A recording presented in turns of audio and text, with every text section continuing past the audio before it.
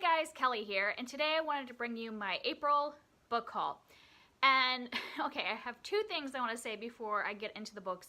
And one is that I did not need to buy all these books. I ended up having a bit of a retail therapy moment. I don't normally do that. Usually, like, I'll have books I really want to get, and so like if I do a book outlet, order their books that I've really been wanting, and I might like put some filler books in there to get the free shipping, but there are books I really want and have been like building up my cart towards.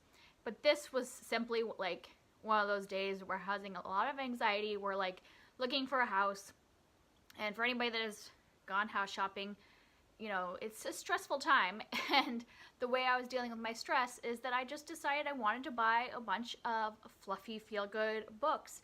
And so I just went and I did that, and I ended up going a little overboard. So yes, this was mostly retail therapy, and so you'll see later how that plays out, that I don't really know a lot about all these books because it was just kind of like look for the most fluffiest looking books out there. And then number two, if you watch my hauls normally, you know that I give $1 for every book that I buy to a charity. And this one, I think I have 20 books total here, and I like to, when I donate to like a charity, I like to give more than just like $20 if it's like a big charity that I'm like doing online donation to. And so instead of picking a charity today, I'm going to wait until I do my next haul, which I don't know if it'll be May or if I end up waiting till the summer, and I'll combine this $20 with whatever charity I picked then. So for this video right here, I will not be picking a charity, so you'll just see in my next haul what this money will go towards, because I'd rather just like donate $50 to a charity or something like that instead of just give them $20, if that makes sense. Alright, so now into the books. So I have a couple books I got from Books A Million when I went to the store, and then books I bought from book outlets. So let's just do the Books A Million. So the reason this happened was I went to the mall with my younger daughter just to go and play, because she likes to play at the play place, and I was like, I'm just going to walk through Books A Million because we had some time before we had to be at our next place. And I never usually shop at Books A Million because I always thought I don't like to buy full price books, and usually in there the books are full price. But I didn't realize they had this whole bargain section that's separated by the hardcover books and the paperback books and all that stuff. I didn't even realize that it was there. I'm sure other people are like, of course, that's how they work. But I've never had a Books A Million in my town until we moved here a few months ago. So this is my first time in the bargain area. So I did end up getting some young adult paperback books that were super cheap, like $3 a piece. So real quick, I got How to Hang a Witch by Adriana, and this is a book about the Salem witch trials. It's about modern day, a girl who is a descendant of one of the like people that were persecuting the witches back then, and so she is moving to Salem now in modern time as a descendant. So I don't know exactly what all this is about. I'd heard about this from Charlie Brooks, and she said that she was surprised at how much she enjoyed it and thought it was fun. So I thought, I want a fun, fluffy read for $3, so I'm going to get it with maybe a little more excitement since it's about witches, I'm assuming. And then I picked up Scythe by Neal Shusterman.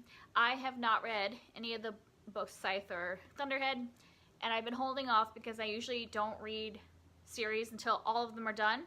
But I thought, you know, now that 2 have been out, and they've been out for like almost a year, we're probably approaching the end of the series. I don't know if it's a trilogy, then yes, we are approaching the end.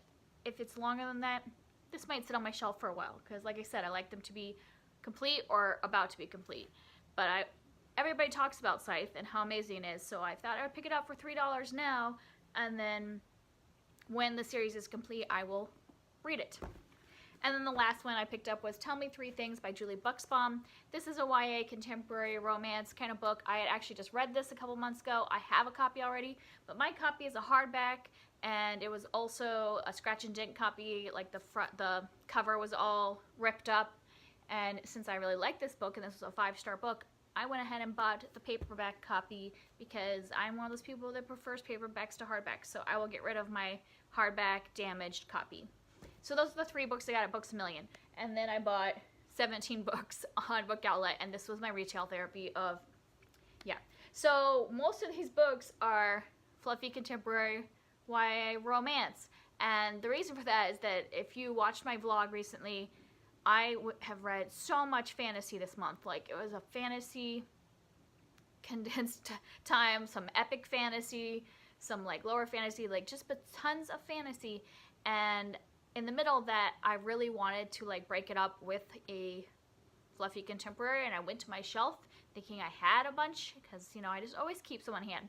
And it turns out that I had read all my fluffy contemporary, and all the contemporary I had was more like hard-hitting stuff, and I'm like, no, I don't want books where people like die or there's big issues. I mean, like, I want those books eventually, but at that moment I wanted just fluff.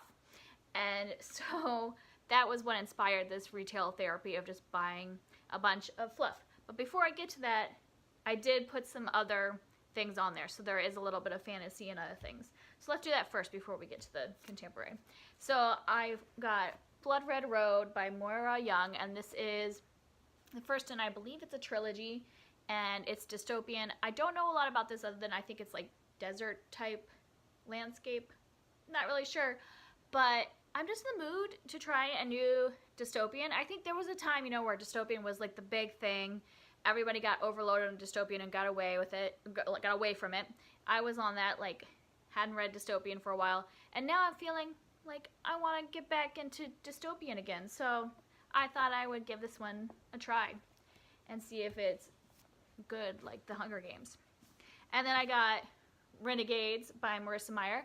I loved the Lunar Chronicles, and I'd heard people talking about this in Arch Enemies or whatever the second book is, and I've been meaning to pick it up, and I just hadn't picked it up yet. I started the audiobook, and I just didn't really love the narrator as much as I did in the Lunar Chronicles. So when I saw this cheap copy on Book Outlet, I figured I would just pick up the book and read it. And then I got Keeper of the Lost Cities by Shannon Messenger. This is a middle grade fantasy series, and I think it's a pretty big series. Like, on the back it's showing 6 books, and I don't know how many books there are total. But I've heard good things about this series, and I think it's like one of those where a normal girl suddenly finds out that she has this unique ability, and it turns out maybe she's an elf or something. I don't know. I just heard little snippets about it, and it just seemed like fun, because I do want like a new middle grade fantasy series that I really want to get interested in. I thought it was going to be the Septimus Heap series, but you will see in my recent reads coming up soon that I did not enjoy the first Septimus Heap book as much as I thought I would, so that will not be my new middle grade series. So I'm going to pick up this, hoping that this will become my new middle grade series. And then I got This Mortal Coil by Emily Suvada, and I've been hearing a lot about this being kind of like a, is it a dystopian type book? But it is about like a future where there are DNA hackers or something like that. I don't know. It's only a duology as far as I know, and I like duologies because you can get a little more story, but you don't have to keep going. So I am interested in it. It sounds, when it talks about like more like sci-fi kind of dystopian, that sounds interesting.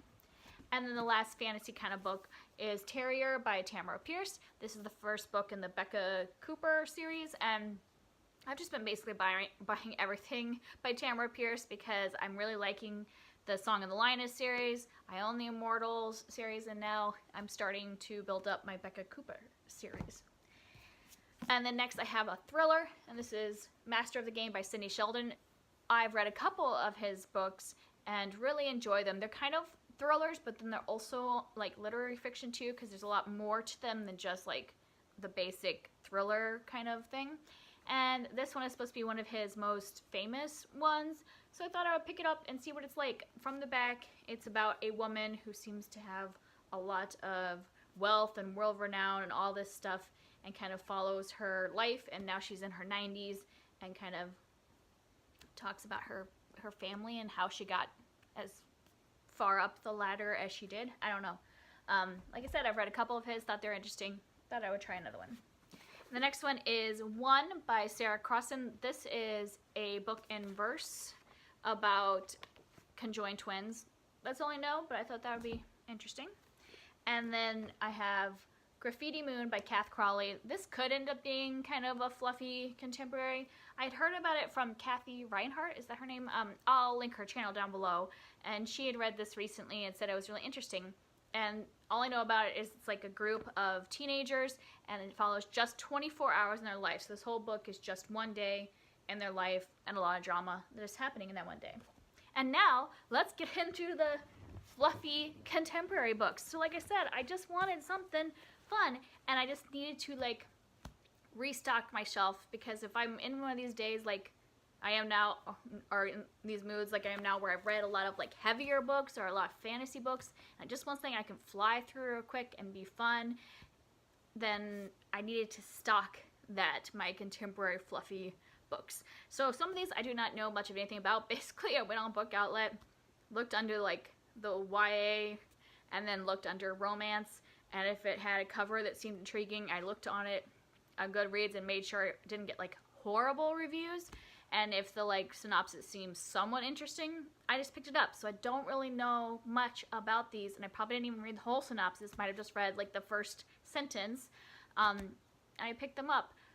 All of these I did not spend more than $4 for, so yes, these might not turn out to be the best books in the entire world, but I've kind of I don't know about you guys, but when it comes to like contemporary YA romance, or maybe for you it's not YA romance, maybe it's like adult romance or like the Harlequin romance, like, you know, everybody's got that little like kind of candy like book that is just kind of their fun fluff book. And for me, when I read those kind of books, they don't need to be 5-star books. Like, I'm perfectly fine if those books turn out to be 3-star, because it's kind of like watching a romantic movie. It doesn't have to be the most exciting or new kind of movie for me. It just has to be entertaining and something that I'm like enjoying in the moment, and then I might never want to see it again or never want to read it again or care anymore, but for that time when I was reading that book, I was entertained. So these don't have to be like monumentous books. These can just be fun and filler. So I don't know a lot about them, I'll just tell you now, but there are 1, 2, 3, 4, 5, 6, 7, 8 of them. Oh, and I have one more that I know what it's about, because I bought, it is a contemporary romance, but I've already read this. This is What to Say Next by Julie Buxbaum. I never owned a copy. I had gotten it from the library when I read this. I really loved it. I love her. So now I have both of her books in paperback. So now to the ones I don't know anything about. So the first one is I Believe in a Thing Called Love by Maureen. I have never read any of her books. I've heard good things about them, so I didn't even look up the synopsis. I just heard of the author and wanted to give her a shot. And then I have Tonight the Streets Are Ours by Leila Sales. And I think that this might be about a girl who meets a boy on a website, and then they meet in real life, and maybe it's not as the same as what she got from the website. I don't know. Next is Changes in Latitudes by Jen Malone. I had read another book by Jen Malone, and it was called Wanderlost. I thought the romance was super great, but I didn't really love the ending of the book. But since I had really enjoyed most of the book and the romance, I just thought I'd try another one of hers. And this has that kind of like fun, beachy feel, so it gave me the right vibes I was looking for. The next one is Unbreak My Heart by Melissa Walker. I've never heard of this book or this author, and this cover is super cheesy and wouldn't necessarily draw me in. But you know what? For like a couple of dollars, I'll give it a try. And it did have kind of like that summer vibe from the like summary. So, hey, could turn out to be bad, but oh well. I think I'm gonna get $3 worth of entertainment from it, and that's the bottom line. I mean, think about the fact that I like bought this for what, $3.99, my drink, and that was done in like a couple hours and gave me like enjoyment for that couple hours. So this book, I'm sure, is gonna give me just as much enjoyment as that drink, and it was cheaper. So when you think about it that way, why not? And then when I'm done, if I don't like it, I'll just give it to Goodwill or take it to the half-price books, you know. All right, and the next one's called The Distance from Me to You by Marina Gessner. And this one, from the summary, it sounded like it's both a like romance, but then also a kind of a survival situation. Like, I think this girl goes on the Appalachian Trail, and during her time on the Appalachian Trail runs into a boy. So it's like two of my favorite things. Survival story and romance put together. Yeah. The only thing is, I thought this was going to be a paperback because I thought I had, like, you know how you can, like, on Book Outlet, check how, like, what am I saying? Filter. Use a filter and, like, say, I only want to look at paperbacks. I thought I had done that. Somehow this book came up. Maybe there was a paperback copy and I accidentally bought the hardback copy. But, oh well, it was still only $3, so I guess it's okay. The next one is The Season of You and Me by Robin Constantine. I don't know what this is about, but look, it's cute and beachy, so why not? And then I have Saint Anything by Sarah Crossan. I have heard of Sarah Crossan. I have never read any of her books, and I'm meaning to try one. And this is one of those that whenever like people talk about her and like recommending a book to start with, this is the one of the ones that they say you should try if you've never read any of her books. So I'm going to try it and hope that it's good. My friend Jen from the Book Refuge gave it 5 stars on Goodreads, so hey, I'm going to try it. And then the last one is A Week of Mondays by Jessica Brody. This one I think is kind of a Groundhog's Day kind of thing where a girl is reliving a bunch of Mondays, which wouldn't that be sad to live Monday over and over again? But it has that kind of vibe plus a romance, so great. So I'm sorry, this is probably a really chatty book haul. I usually don't take this much time in my book hauls, but I'm just feeling the need to talk about the fact that I need some fluffy contemporary YA romance in my life. If you are the same and you have any ones, if you've read any of these books and can tell me which one I should start with, great. I would love to know which one is like the one that like gave you the feels. And if you have one that's like a favorite of yours that I don't own, let me know, because maybe I can get it from my library if they don't have it on Book Outlet. So that's all for today. I will see you guys next time. Bye.